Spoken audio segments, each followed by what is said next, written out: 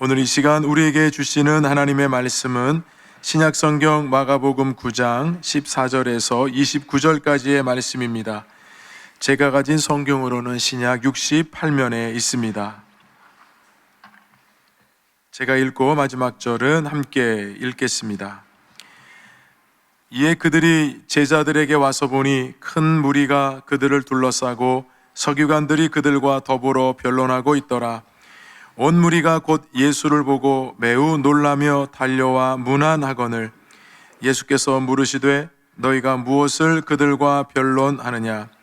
무리 중에 하나가 대답하되 선생님, 말 못하게 귀신 들린 내 아들을 선생님께 데려왔나이다.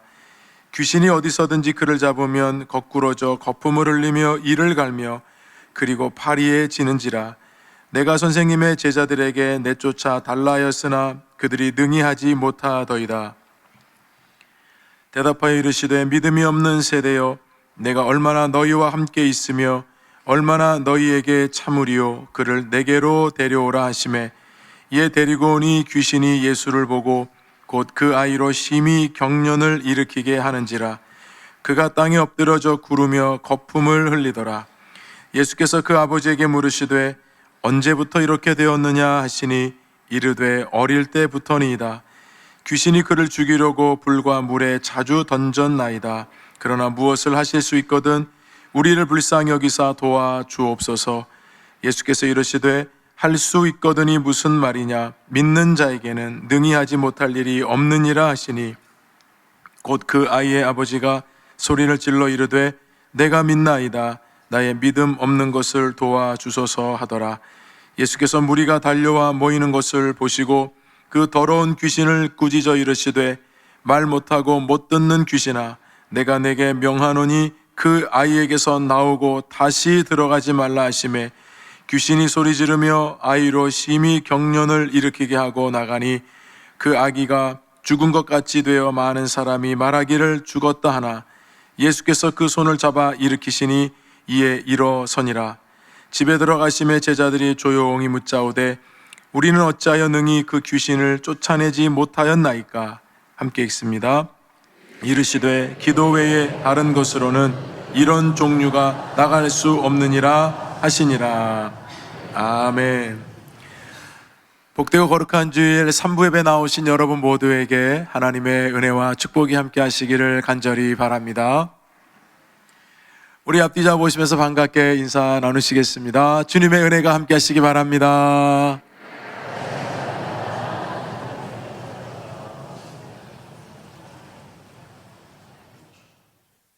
오늘 10월 23일에 있을 새 생명 만남의 날 선포식을 했습니다. 우리 비장한 각오로 한 만큼 여러분 오늘부터 한 영혼을 꼭 품으셔서 이번 기회에 아직 하나님을 알지 못하는 여러분 가족들, 또 자녀들, 또 여러분 친척들 또는 이웃들, 또 직장 동료들 있으시면 꼭 10월 23일 날 우리 새 생명 만남에 초대하셔서 함께 예배드려서 그분들에게 최고의 선물인 복음을 들려드릴 수 있기를 간절히 소망합니다. 그래서 우리가 10월 23일 날까지 이제 오늘 선포식을 했고요. 오후 예배 때는 우리 발대식을 또 하게 됩니다. 여러분 함께 참여하셔서 많은 은혜를 함께 나누시는 시간이 되었으면 합니다. 영적 건강 처방전이라고 하는 책이 있는데요. 이 책은 영적으로 건강한지를 체크하는 10가지 체크리스트를 가지고 자신의 영적 상태를 잘 점검하도록 도와주는 책입니다. 제가 이 책을 읽으면서 이 책의 한 줄이 제 마음에 깊이 와 닿았습니다. 올바른 진단 없는 처방은 환자를 더 위험하게 만든다. 여러분, 올바른 진단이 얼마나 중요한지 아실 거예요. 여러분들께서 어떤 증상이 있어서 병원을 혹시 가시게 되면 의사에게 이제 진단을 받고 처방을 받아서 약을 복용하게 되죠. 근데 그 약을 먹었는데 잘 낫지가 않는 거예요. 같은 증상이 계속되니까 또 다른 병원에 갔는데 진단이 다르고 또 거기에 따른 처방과 약이 다른데 그걸 먹었더니 나섰어요. 그럼 여러분 헷갈리시죠? 내가 어떤 약을 먹어서 지금 나선 것인지. 그러나 같은 증상인 것 같은데 다르게 의사지만 말을 하게 되게 되면 참 환자 입장으로서 좀 답답할 때가 있고 좀 아쉬운 마음이 많이 남기도 하죠. 올바른 진단이 있을 때 올바른 처방을 하게 되고 환자는 그 질병에서 낫게 되는 것이 바로 당연한 이치입니다. 그러면 여러분 오늘 본문에서 그런 차원에서 영적인 문제가 생겼을 때 우리 예수님께서는 어떻게 진단하셨고 어떻게 처방하셨는지를 말씀을 통해 살펴보면서 우리 영적인 교훈을 얻고자 합니다. 우리는 지난 주일에 예수님께서 3명의 제자 베드로와 야고보와 요한을 데리고 높은 산에 올라가신 말씀 함께 나누었죠. 그곳에서 제자들은 정말 하나님의 거룩한 영광을 보게 되었고 또 직접적인 하나님의 음성을 들으면서 황홀지경에 빠지게 될 정도로 은혜로웠던 장소가 바로 그 산 정상이었습니다. 제가 말씀드린 대로 그 사건이 이제 모든 예수님의 공생의 사역을 가르는 분기점이었다 말씀드렸죠. 변화산 사건을 통해서 예수님께서 십자가 그리고 부활 이것을 굉장히 강조를 하십니다. 변화산에서 예수님께서 이렇게 변형이 되신 이후에 제자들에게 이렇게 말씀하셨어요. 고난을 당하시고 십자가에 죽으신 후 죽은 자 가운데서 살아나게 될 것이다. 예수님께서 이런 말씀을 하니까요, 제자들이 받아들이지를 못했고 특별히 이해를 잘 하지 못했습니다. 그 모습을 예수님께서 보시면서 아무에게도 말하지 말라. 아직은 제자들이 이해하지 못했기 때문에 이렇게 예수님께서 말씀을 하시면서 제자들과 함께 이제 산으로 내려오시게 되죠. 사실 제자들은 산 위에 있을 때는 3명의 제자들은 너무나도 황홀했기 때문에 내려가기 싫어서 초막셋을 짓겠다고 했는데 그렇게 말한 것도 사실은 두려워서 자기가 무슨 말을 하는지 모르고 한 말이라고 여러분 성경이 말씀하잖아요. 그래서 예수님께서는 3명의 제자를 데리고 이제 산으로 내려오시게 됩니다. 그런데 여러분, 산 아래의 모습은 그 정상과는 달리 매우 어둡고 답답하고 그리고 문제가 많은 곳입니다. 마치 저와 여러분들이 지금 이렇게 예배를 드리면서 또 은혜도 받고 말씀으로 세임을 받으면서 참 도전도 받고 너무 참 좋다. 여러분 이렇게 하는 것은 산 정상이고요. 이제 여러분들이 내일부터 세상에 나가서 살아야 되는 삶은 어쩌면 지금 산 아래에서 이루어지고 있는 일들과 다를 바가 없다는 겁니다. 예수님께서는 누가복음 말씀해 보면 이튿날에 산에서 제자들과 함께 내려오셨다 말씀을 하시는데요. 그렇다면 나머지 9명의 제자들이 지금 산 아래에서 예수님과 제자들을 기다리고 있는 상황이에요. 그런데 그 산 아래에서 제자들과 서기관들이 논쟁이 벌어지기 시작했습니다. 자, 우리 14절 함께 읽어보겠습니다. 이에 그들이 제자들에게 와서 보니 큰 무리가 그들을 둘러싸고 서기관들이 그들과 더불어 변론하고 있더라. 자, 오늘 본문에서 중요한 예수님의 진단과 처방 첫 번째는 능력이 나타나지 않은 이유를 알려주고 계신다는 겁니다. 자, 큰 무리에 지금 제자들 9명은 둘러싸인 가운데 서기관들과 함께 변론을 하고 있습니다. 여기서 등장하는 서기관이라고 하는 사람들, 특별히 복음서에 등장하는 여러분 서기관들은 하나님의 율법의 말씀을 깨달아서 많은 백성들에게 가르치고 특별히 성경의 제자들이라고 일컬을 정도로 하는 전문적인 그룹이자 종교 지도자들입니다. 그런데 이들이 많은 백성들에게 하나님의 말씀을 왜곡되게 가르쳤어요. 그래서 예수님께서 바르게 진리를 가르치시자 이 서기관들이 항상 예수님을 적대시했습니다. 지금 제자들이 그렇다면 왜 이 서기관들과 지금 함께 이 노상에서 변론을 벌이고 있는가? 어떤 내용 때문인가? 그 내용은 오늘 바로 뒤에서 이어서 나오니까 살펴보도록 하겠고요. 마침 이렇게 변론하고 있을 때 예수님께서 3명의 제자들과 함께 산 아래에서 내려오셨습니다. 그래서 많은 사람들이 예수님이 오시는 걸 보면서 이제 예수님께 여러분 몰려들었는데요. 그때 예수님께서 이렇게 질문을 하셨습니다. 너희가 무엇을 가지고 그들과 변론하느냐? 여러분, 예수님께서 뭐 때문에 변론하고 있는지 잘 알고 계셨는데요. 이 변론이라고 하는 말이 서로 점잖게 토론하고 대화하는 모습이 아닙니다. 서기관들이 아주 격렬하게 제자들을 향해서 비난하고 야유를 퍼부으면서 몰아붙이고 있는 상황이고, 거기에 따라서 제자들은 매우 위축되고 소극적으로 마치 변명하듯이 당하고 있는 상황을 지금 변론하고 있다라고 말씀을 했어요. 그때 여러분, 무리 중에 한 사람이 예수님께 나와서 이렇게 말을 했습니다. 선생님, 말 못하게 귀신 들린 내 아들을 선생님께 데려왔습니다. 자, 여러분 이 상황을 한번 그려보시면 이렇게 말한 사람은 당연히 예수님의 제자도 아니고 서기관도 아니고 그 무리 중에 한 사람인데, 그 한 사람은 귀신 들린 아들을 둔 아버지였습니다. 이 상황이 너무 답답하고 너무 절박해서 안타까운 마음으로 이 아버지가 지금 예수님께 자기 아들을 데리고 나오고 있는 상황입니다. 그렇다면 여러분, 지금 산 아래에서 펼쳐지고 있는 모습은 왜 제자들과 서기관들이 변론을 하고 있는가, 논쟁을 했는가? 그것은 바로 이 아버지가 귀신 들린 아들을 제자들에게 데리고 왔는데 제자들이 귀신을 내쫓아 주지 못함으로 말미암아서 제자들과 서기관이 지금 변론을 하고 있는 장면이라는 겁니다. 자, 여러분, 이 말씀을 좀 더 성경이 자세하게 묘사하고 있죠. 18절을 함께 읽어보겠습니다. 귀신이 어디서든지 그를 잡으면 거꾸로져 거품을 흘리며 이를 갈며 그리고 파리에 지는지라. 내가 선생님의 제자들에게 내쫓아 달라 하였으나 그들이 능히 하지 못하더이다. 여러분, 이 장면을 상상해 보세요. 이게 얼마나 안타까운 장면입니까? 지금 이 귀신 들린 아이에게 귀신이 역사를 하게 되면 제일 먼저 이 아이는 거꾸러졌습니다. 여러분, 사람이 서 있다가 여러분 넘어지면 무의식 상태에서 무방비 상태에서 넘어지게 되면 다치게 되어 있어요. 머리를 다치면 큰일 나죠. 얼굴을 다쳐도 그렇고 팔을 다쳐도 그렇고. 근데 귀신이 역사하면 이 아이는 거꾸러졌습니다. 그냥 자기가 어떤 통제를 하지 못할 정도로 그냥 넘어져 버렸다는 겁니다. 그리고 이 아이에게 나타나는 증상이 세 가지가 있었습니다. 첫 번째는 거품을 흘렸고, 두 번째는 이를 갈았고, 세 번째는 그로 인해서 아이가 점점 파리해져 갔다, 말라갔다는 뜻입니다. 심한 경련과 함께 몸이 뒤틀리고 이를 갈고 소리를 지르는데 몸은 점점 말라가는 그런 모습을 보여주고 있습니다. 이 아이는 자신에게 주어진 인격을 귀신이 강제로 통제하면서 자신의 뜻대로 삶을 살아갈 수 없는 지경에 이르렀고 몸과 마음과 영혼이 완전히 피폐해져 가고 있는 상황으로 치닫고 있었던 겁니다. 얼마나 안타까운지 예수님께서 그 아버지에게 물었습니다. 언제부터 이 아이가 이렇게 됐느냐고. 그때 여러분, 아버지가 뭐라고 대답합니까? 어릴 때부터입니다.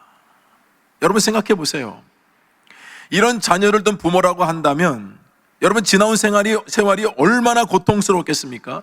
차라리 내가 아프고 말지 우리 아이가 이렇게 고통을 당하고 아픔을 당하는 보는 부모는 여러분 가슴이 미어지고 찢어지는 겁니다. 그래서 내가 얼마나 돈을 들이든 내 전 재산을 들여도 내 아이를 고치려고 얼마나 이 아버지가 노력을 했겠습니까? 돈이 아까웠겠습니까? 시간이 아까웠겠습니까? 우리 아이를 어떻게 하든지 간에 귀신을 내쫓고 우리 아이가 정상적으로만 돌아올 수 있다면 이 아버지는 뭐든지 했을 거예요. 그러나 아무도 고쳐줄 수 없었습니다. 아무도 그 아이를 괴롭히는 귀신을 쫓아줄 수 없었습니다. 그러니 여러분, 그 지나온 세월들을 헤아려 본다면 그러면 그 아버지의 마음이 여러분 우리가 느껴지지 않아요? 얼마나 고통스럽고 아픈 시간이 오래되었겠습니까? 여러분, 귀신은 어린 아이, 어른 가리지 않습니다. 오히려 이 장면을 보면 어린 아이에게 귀신이 들게 해서 이 가정 전체를 마비시키고 파괴시키는 악한 영향력을 펼치고 있다는 것을 볼 수 있습니다. 이런 안타까운 사연을 가지고 아버지가 자기 아들을 데리고 산 아래에 제자들이 모여 있는 것을 보면서 아들을 데리고 온 겁니다. 그리고 귀신을 쫓아내달라고 했는데 제자들이 귀신을 내쫓지 못했습니다. 내가 선생님의 제자들에게 내쫓아 달라 하였으나 그가 능히 하지 못하였습니다. 여러분, 저는 이 말씀을 묵상하면서 오늘날 한국교회 모습이 오버랩이 되어서 마음이 무척 힘들었어요. 주일이면 수많은 사람들이 각 교회에 모여서 하나님을 예배하고 흩어지는데 왜 세상은 나아지지 않고 있는가? 교회가 왜 세상에 이렇게 신뢰를 잃어버리게 되었는가? 또 많은 성도들이 세상에 이런저런 아픔의 문제를 가지고 교회를 찾아 나오는데 왜 교회는 능력을 발휘하지 못하고 있는가? 저는 여러분들이 예배 시간만큼은 하나님 앞에, 주님 앞에 좀 솔직해지셨으면 좋겠다는 생각을 갖습니다. 여러분, 직분을 가지고 있고 교회에서 이런저런 봉사도 하고 섬기고 있는데 왜 신앙적인 모습은 나아지지 않고 있는지 점검해 보셨습니까? 왜 그 입술에서 원망과 불평은 사라지지 않는지, 왜 그 얼굴에서는 불평 가득한 그 얼굴을 계속하고 있는지. 여러분, 우리가 이런저런 핑계를 대고 바쁘다는 핑계를 대면서 주일에 겨우 예배 한번 나오고 주중에는 예배를 여러분 우리가 드리지 않는다고 한다면, 여러분들이 그런다면 여러분들의 신앙생활은 정말 성장하고 성숙하고 있다고 말할 수 있겠습니까?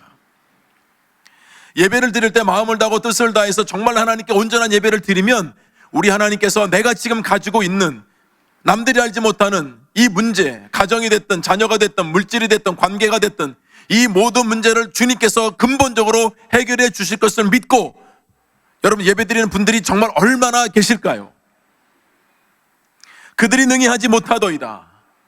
여러분, 예수님의 제자라고 하는 타이틀에게는 능력이 없어요. 너 예수님의 제자 몇 년 차냐? 여러분, 제자 몇 년 차는 아무런 소용이 없다는 말입니다. 목사건 장로건 안수집사건 권사건 직분을 언제 받았는지, 몇 년을 봉사했는지, 얼마나 섬겼는지, 여러분 거기에는 능력이 있다는 것이 아니고 중요하지 않다는 것입니다. 중요한 것은 주님께서 주신 능력이 나타나야죠. 여러분, 제자들의 입장에서는 정말 큰 망신을 당한 겁니다. 큰 무리들이 여러분 모여서요. 이 아버지가 아들을 데리고 왔을 때 많은 사람들이 무슨 생각을 했겠어요? 그래도 저 사람들 9명은 저 예수님이라는 제자인데, 예수님께서 큰 기적과 이사도 행하시고 그분과 늘 함께 다니면서 하는 제자들이라고 하는데 설마 저 아버지의 저 아들을 못 고칠까? 그러면서 많은 군중들과 무리들이 모여들었을 겁니다. 여러분, 많은 사람들이 보고 있는 데서 여러분, 제자들이 뭔가 했을까? 죽기를 하든 내쫓으려고 얼마나 애를 썼겠습니까? 근데 귀신이 안 나가는 거예요. 여러분, 이건 제자들에게 큰 망신이죠. 근데 여러분, 제자들이 망신을 당하는 건 그래도 괜찮아요. 자신들에게 능력이 없으니까. 근데 여러분, 사람들이 뭐라고 생각했을까요? 제자들이 능력이 없다는 것만 생각했을까요? 아니요. 그들을 가르친 분이 누굽니까? 예수님이잖아요. 그러니 예수님 체면이 이게 말이 됩니까? 사실 저는 오늘날 세상도, 또 우리가 살아가는 이 세상 가운데 우리들도 이런 모습이 많이 있다고 생각해요. 제가 뉴스를 보든지 신문을 보든지 인터넷 뉴스를 보든지 가끔은 교회 이야기가 나오거나 또는 목사에 대한 이야기가 나오거나 또 교회 성도들에 대한 여러분 이야기가 나올 때 제가 의도적으로 채널을 돌리거나 화면을 바꿔버리더라고요. 거의 좋은 이야기를 제가 들어보지 못했기 때문이에요. 세상의 기준으로 볼 때도 교회가 상식적이지 않은 모습이 많고, 신앙적으로 볼 때도 수치스럽고 부끄러운 일이 너무 많은데, 여러분, 세상 사람들이 우리 그리스도인을 바라보는 기준은 매우 높았습니다. 우리 한국교회가요, 초창기에 부흥하고 성장할 때요, 한국교회 여러분 역사 가운데는 나라 역사 가운데 함께 했습니다. 나라와 민족이 어렵고 힘들 때마다 항상 그리스도인들이 앞장섰습니다. 기도도 제일 먼저 했고요, 그리고 순교도 제일 먼저 했고요, 목숨을 바쳐서 나라와 민족을 위해서 헌신한 분들이 얼마나 많은지 모릅니다. 그래서 세상 사람들이 교회나 성도들을 무시하지 못했습니다.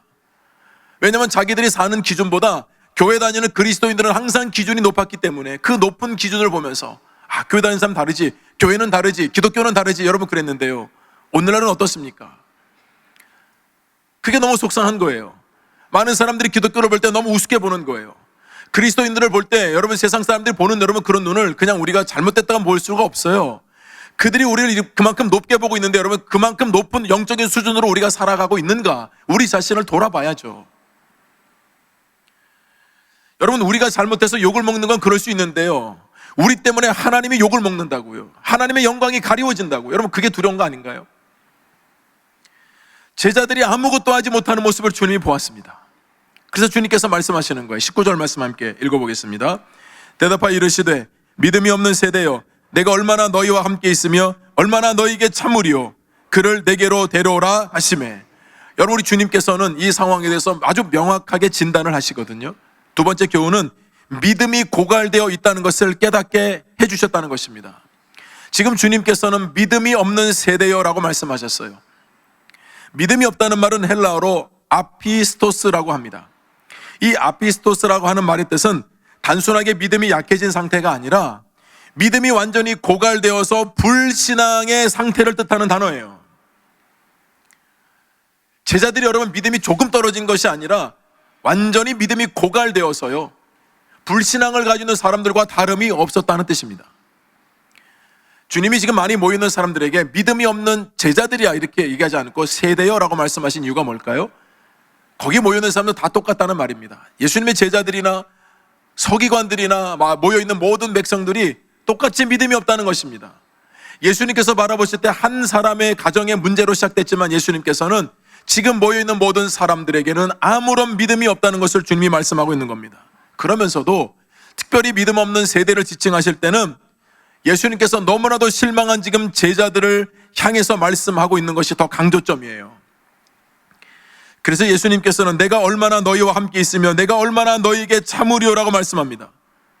예수님께서 제자들에게 이런 문제를 해결할 수 있는 능력을 주시지 않은 게 아니에요. 능력을 이미 주셨어요.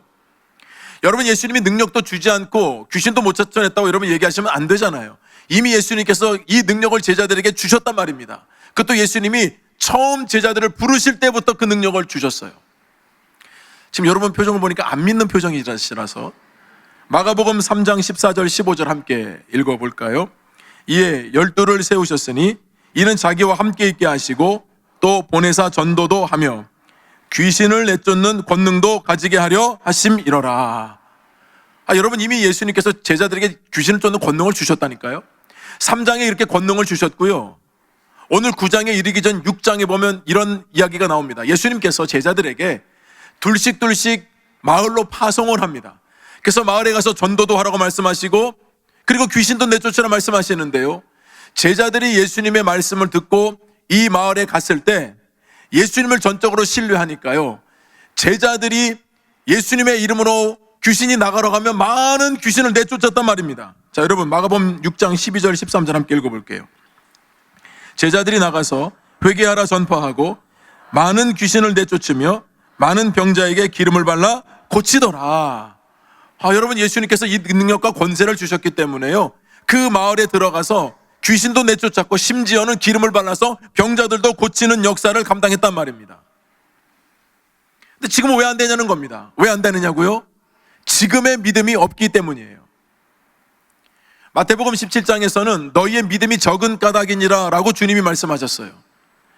여러분, 요즘 세대가 어른 세대들에게 가장 듣기 싫어하는 말 아시죠? 자녀들도 마찬가지인데 라떼는 말이야는 우리가 하면 잘 안 돼요. 과거에 화려했던 경력과 이력, 불굴의 의지로 헤쳐나갔던 그런 일들, 여러분, 그런 일들을 자녀에게 이야기하면요 듣기 싫다는 겁니다. 왜요? 그건 옛날 얘기라는 겁니다. 지금의 이야기를 들려달라는 거예요. 여러분, 나쁘게만 보시면 안 돼요. 과거 이야기로 오늘날 울고 먹지 말고 오늘날의 최근의 이야기를 좀 들려달라는 자녀들의 이야기예요. 젊은 세대들의 이야기예요. 제자들 둘씩 파송돼서 여러분 갔을 때는요, 정말 주님의 말씀에 권능을 힘입어서 가니까요, 자기들에게 능력이 있는 것이 아니라 예수님의 이름으로 선포하면 귀신이 떠나갔단 말이에요. 기름을 발라서도 여러분 질병을 고쳤단 말이에요. 근데 지금 왜 안 되느냐고요? 지금 산 아래에 있는 제자들은 아무것도 할 수 없었습니다. 무려 9명이나 제자들이 있음에도 불구하고 귀신이 나가지 않았습니다. 제자들은 주님을 전적으로 의지하지 않고 자신을 의지했기 때문입니다. 여러분, 제자들에게는 아무 능력이 원래 없어요. 주님께서는 제자들에게 능력을 부여하심으로 말미암아 그들이 예수님의 이름을 힘입을 때마다 그 권능이 나타나도록 하셨다는 겁니다. 그러니 여러분, 이 제자들이 9명이 아무것도 하지 못하는 모습을 주님께서 내려와서 보시면서 얼마나 마음이 아프셨을까요? 예수님께서는 근본적인 이 문제를 해결해 주기를 원하십니다. 그래서 예수님께서는 이 절박함으로 부르짖고 있는 아버지와 그 불쌍한 아들을 가만히 두지 않으셨어요. 그래서 예수님께서 처방전을 말씀하시죠. 세 번째는 주님께만 전적으로 나아가야 한다는 겁니다. 주님께서 말씀하셨습니다. 그를 내게로 데려오라. 이제는 주님께서 나서시겠다는 겁니다. 그 절박한 문제를 가지고 나온 그 아버지가 있기 때문에 그 아이를 데리고 내 앞으로 오라는 것입니다. 여러분, 우리 삶의 모든 문제도 주님 앞에 가지고 나왔을 때 근본적인 모든 문제가 해결받을 줄로 믿습니다. 여러분의 직장, 가정, 자녀, 물질, 건강, 관계, 여러분 이런 문제들이 많이 계실 텐데, 근데 여러분 질문하고 싶어요. 여러분들은 왜 그 문제 가지고 주님 앞에 나오지 않습니까? 왜 혼자 끙끙 앓으시고 시간이 지나면 해결되겠지 하고 여러분 왜 방관하십니까? 여러분의 문제에 어려움들이 많으신데 왜 그 문제가 있을 때마다 주님께 가져 나오지 않는 겁니까? 주님께서는 그 모든 근본적인 문제를 해결할 수 있는 능력을 가지고 있어요. 여러분들이 인맥을 동원하고 물질을 동원하고 여러분 아무리 노력해도 해결할 수 없는 문제들을 여러분 안에 있어요. 근데 그 문제는 여러분 주님께만 진정으로 가져 나와서 절박함으로 주님께 아뢰일 때만 해결받을 수 있다는 말이에요. 저는 여러분 모두가 다 문제와 어려움이 있을 때마다 주님 앞에 절박한 마음으로 이 아버지와 같이 주님 앞으로 그 문제를 가져 나올 수 있기를 주님의 이름으로 축원합니다. 열왕기하 2장에 보면 선지자 엘리사에 대한 이야기가 있거든요. 여러분, 엘리사가 여리고라는 지역에 살고 있었어요. 그런데 어느 날은 갑자기 그 마을 사람들이 엘리사 선지자에게 찾아와가지고 이런 말을 해요. 아니, 선지자님, 지금 우리 마을에 물이 있지 않습니까? 근데 이 물이 더럽혀지고 오염되어서 사람들이 먹을 수가 없습니다. 여러분, 물을 사람이 먹을 수 없다면 짐승도 못 먹는 것이고요, 그 농작물에도 도움이 안 되는 거거든요. 원래 여리고라는 지역은 물이 굉장히 풍성한 지역이에요. 샘이 곳곳에서 터져 나오고요. 그 샘으로 인해서 많은 사람들을 먹이는 굉장히 오아시스 같은 좋은 곳이 여리고거든요. 근데 여러분 이 문제를 가지고 왔잖아요. 근데 여러분 생각해 보세요. 물이 오염된 거 선지자에게 가져오는 여러분 이 장면을 보세요. 여러분 물이 오염되면 선지자에게 물어봐야 됩니까? 그러니까 선지자는 할 땐 별걸 다 해야 돼요. 물이 더럽혀지면 물도 어떻게 해줘야 되고요. 여러분 그때 이 엘리사가 왜 이런 문제를 나한테 가져오냐 하지 않아요. 그 문제를 가지고 여러분 어떤 처방을 내는지 한번 열왕기하 2장 19절 함께 읽어볼게요. 그 성읍 사람들이 엘리사에게 말하되 우리 주인께서 보시는 바와 같이 이 성읍의 위치는 좋으나 물이 나쁨으로 토산이 익지 못하고 떨어지나이다. 여러분 결국 물 때문에요. 사람도 못 먹지만 토산도 제대로 열매를 맺지 못해서 다 떨어지고 맙니다. 그러니까 물 자체가 쓸모없게 되었다는 것 아니겠습니까? 근데 여러분 그 앞전에 뭐라고 말씀하냐면 위치는 좋으나 물이 나쁨으로. 이 성읍의 위치는 좋으나 물이 나쁨으로. 여러분 오늘날 우리 시대를 표현하는 말씀 같지 않습니까? 여러분 우리가 해외 나가면 애국자가 된다고 하잖아요. 진짜 우리나라 IT 강국이거든요. 그래서 여러분 우리나라는 휴대폰 하나 갖고 있으면요 어디를 가든지 휴대폰이 얼마나 잘 터지는지 모릅니다. 뭐 사진을 보내도 동영상을 보내도 빠른 시간 내에 여러분 다 전달이 되고요. 해외 나가 보세요. 겁나게 안 터집니다. 사진 보내려고 해도 얼마나 버벅거리고요. 우리나라는요, 뭐 지하철을 타든, 뭐 동굴을 들어가든, 심지어는 바닷가를 가든 산으로 가든 여러분 다, 웬만하면 다 휴대폰이 다 터지고 다 되거든요. 근데 외국은 그렇지 않더라고요. 너무 답답해요. 안 터져요. 불편해요. 진짜 우리나라 IT 강국이에요. 여러분 특별히 화장실은 압권입니다. 우리나라는 화장실은 세계 최고입니다. 여러분 해외 나가시면요 화장실이 얼마나 불편한지 모릅니다. 화장실도 찾기도 어렵고 화장실도 돈 내고 화장실 가야 됩니다. 여러분 한번 소변 넣는데 1,500원이 말이 됩니까? 우리나라는 어느 곳을 가든지 화장실 너무 잘 돼 있어요. 그래서 여러분 외국 사람들 우리나라 오면 놀래는 게 한두 가지가 아닌데 그 중에 하나가 화장실이래요. 이건 대단한 문화거든요. 그야말로 우리나라는 성읍의 위치가 좋은 것입니다. 근데 문제가 뭡니까? 물이 나쁨으로예요. 요즘 딥페이크라고 하는 것이 사회적인 문제가 되고 있습니다. 딥페이크라고 하는 말은 딥러닝이라는 단어와 그리고 페이크라는 단어의 합성어예요. 좀 띄워주시죠. 딥페이크라는 말 여러분 잘 기억해 두세요. 이 딥페이크는 인공지능을 기반으로 해서 이미지를 합성시키는 건데요. 요즘에 딥페이크 성범죄가 계속해서 증가되고 있다는 겁니다. 그것도 10대 아이들이 가장 많이 하고 있어요.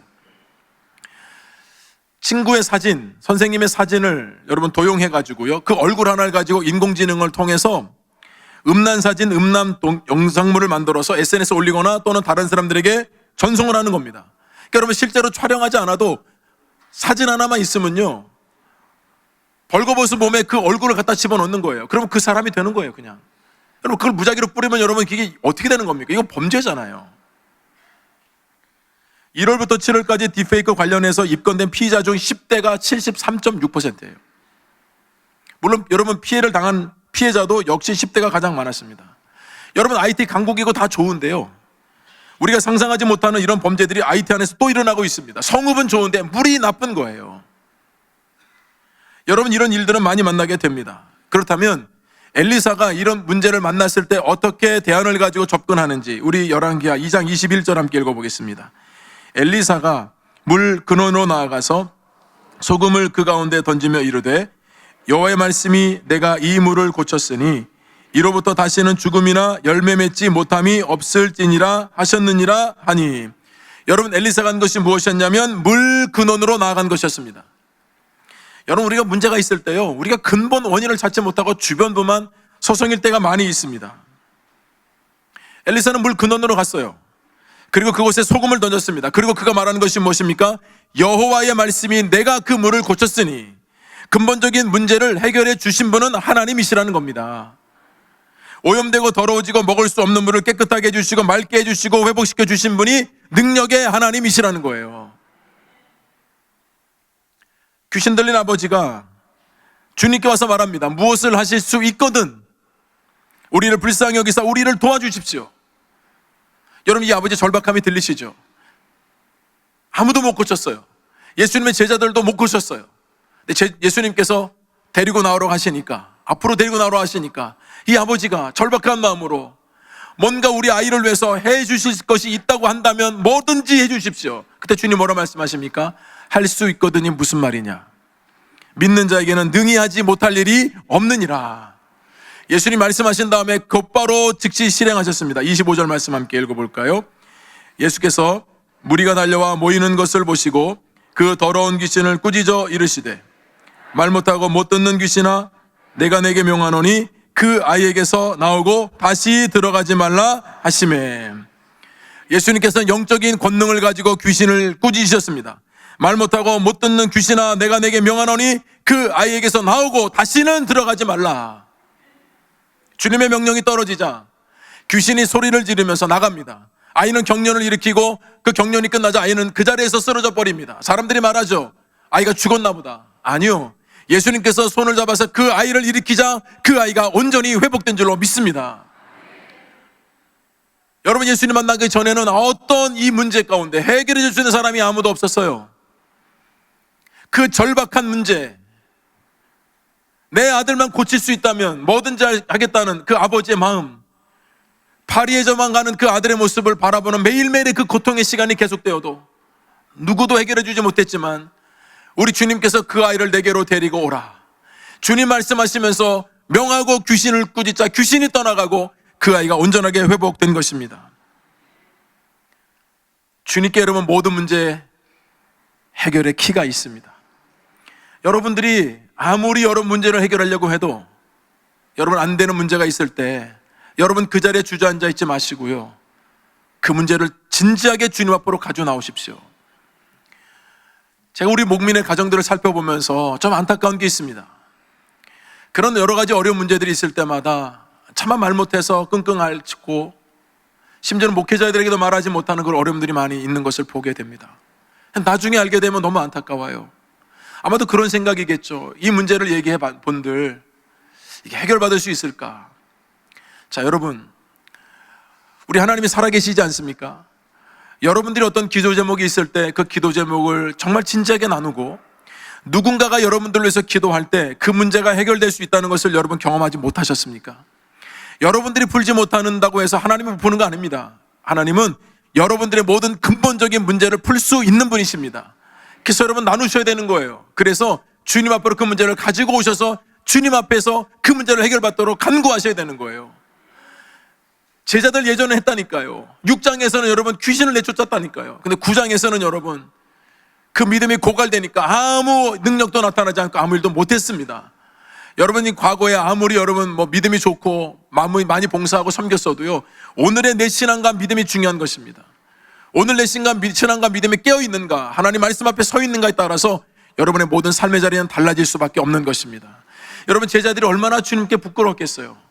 주님 이런 권능 주셔서 우리가 6장까지만 하더라도 이렇게 많은 능력을 행했는데 9장의 모습 가운데 아무것도 할 수 없는 모습을 주님 앞에 보여주니까 주님이 결국 모든 걸 해결해 주셨잖아요. 그 주님께서 집에 들어가실 때 제자들이 주님께 조용히 물었습니다. 주님, 어찌해서 우리는 귀신을 내쫓지 못한 것입니까? 여러분, 그때 주님께서 완벽한 처방의 말씀을 주셨어요. 우리 끝으로 29절 함께 읽어보겠습니다. 이르시되 기도 외에 다른 것으로는 이런 종류가 나갈 수 없느니라. 다른 능력으로 쫓아지는 것이 아니라 주님을 신뢰하는 그 믿음으로 간구할 때 주님의 능력으로 말미암아 그 근본적인 문제가 해결될 수 있다는 주님의 말씀입니다. 믿음이 없는 세대여, 기도 외에는 이런 종류가 나갈 수 없느니라. 주님 말씀하시는 것은 주님을 향한 신실한 믿음과 주님을 향한 간절한 기도가 있을 때 주님께서는 세상에서 어그러지고 오래된 사람들에게 공개하지도 못할 만큼의 그 어려운 기도의 많은 문제들 또한도 주님께서 해결해 줄 수 있다는 것을 다시 한번 우리에게 말씀하고 있는 것입니다. 교우 여러분, 여러분들의 어떤 문제도 주님 앞에 가져 나올 수 있기를 주님의 이름으로 축원합니다. 근본적인 문제를 다루시고 그 문제를 해결하시는 주님의 능력을 경험하기를 주님의 이름으로 축원합니다. 여러분, 이 말씀 붙들고 우리 함께 기도하기를 원합니다. 여러분, 오늘 어떤 문제와 아픔을 가지고 나오셨습니까? 여러분의 오래된 기도 제목은 무엇입니까? 저는 어제까지 가슴 아픈 장례를 2건을 치렀습니다. 오래된 아픔이 가정에 있었습니다. 전혀 몰랐습니다. 아마도 여러분 가정 가운데는 자녀 문제 때문에, 또는 여러분들의 문제 때문에, 건강의 문제가 됐든 관계 문제가 됐든 물질의 문제가 됐든 삶에 많은 어려움이 있으실 거예요. 여러분, 그 어려움이 있을 때 여러분들은 어떻게 지금 해결하고 계세요? 주님께로 가져 나오면 주님께서 그 문제를 받으시고, 우리 근본적인 문제를 주님께서 해결해 주신다고 처방전을 말씀하시잖아요. 우리가 신뢰할 수 있는 분은 주님밖에 없습니다. 주님만이 여러분의 문제를 다루시고 온전하게 해결해 줄 수 있습니다. 주님 앞에 그 문제를 지금 가져 나오십시오. 그리고 오늘 이 시간 기도할 때, 주님, 이 주님의 처방전이 나의 삶에도 나의 문제에도 동일하게 역사해 주셔서 그 근본적인 문제가 해결되고 풀어지고 오래된 그 문제들도 해결받게 주님 도와주옵소서. 우리 간절한 마음으로 우리 주님의 이름을 한번 부르며 합심으로 함께 기도하겠습니다. 주여, 할렐루야. 자비하신 하나님 아버지, 간절히 기도합니다. 하나님, 우리 사랑하는 국민의 성도들, 오늘 주 앞에 나올 때에 많은 문제와 어려움들을 가지고 나왔습니다. 하나님, 해결받지 못하고 답답하고 막막하고 그 누군가에게도 말하지 못하는 그런 어려움들이 많은 채 우리 성도들이 주님 앞에 나왔습니다. 하나님 아버지, 오늘 말씀을 통해 우리 영적인 처방전을 주셨습니다. 주의 말씀을 신뢰하게 하여 주옵소서. 믿음 없는 세대가 되지 말고 믿음 있는 세대가 되게 하여 주옵소서. 주님을 신뢰하는 믿음으로 간구하고 기도하게 하시고 주님께로 가져 나와서 하나님, 그 문제를 해결받아서 살아계신 하나님과 동행하는 믿음의 삶을 살게 하여 주시옵소서. 우리 모든 교우들을 그렇게 축복해 주셔서 가정마다 있는 어려운 문제들, 자녀의 문제들, 사업의 문제, 건강의 문제, 관계의 문제, 모든 영적인 문제들도 풀어지는 놀라운 역사가 있게 하여 주시옵소서. 모든 교우들에게 모든 하나님의 은혜를 부어주실 줄로 믿습니다. 성령께서 친히 역사하여 주셔서 한 분 한 분 그 마음의 어려움들이 해결되고 사안받고 놀라운 치유가 되는 역사가 있게 하여 주시옵소서. 주님, 함께하여 주실 줄로 믿습니다. 주님께서 역사해 주실 줄로 믿습니다. 주님께서 인도해 주실 줄로 믿습니다. 하나님 아버지, 은혜를 감사합니다. 우리 사랑하는 교우들, 많은 문제들을 가지고 주님 앞에 나왔습니다.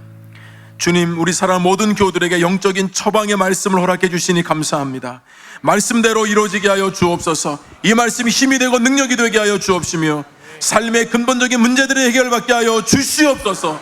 질병의 문제가 됐든 건강의 문제가 됐든 사업의 문제, 자녀의 문제, 그리고 물질의 문제가 됐든 어떤 문제도 우리 주님 앞에 가지고 나오면 우리 주님께서 그 모든 문제들을 해결해 주실 줄로 믿습니다. 마음의 소원을 이루어 주시며 우리 모든 교우들이 살아계신 하나님을 예배를 통하여 날마다 경험할 수 있도록 은혜 위에 은혜를 더하여 주시옵소서. 예수님의 이름으로 기도드립니다. 아멘.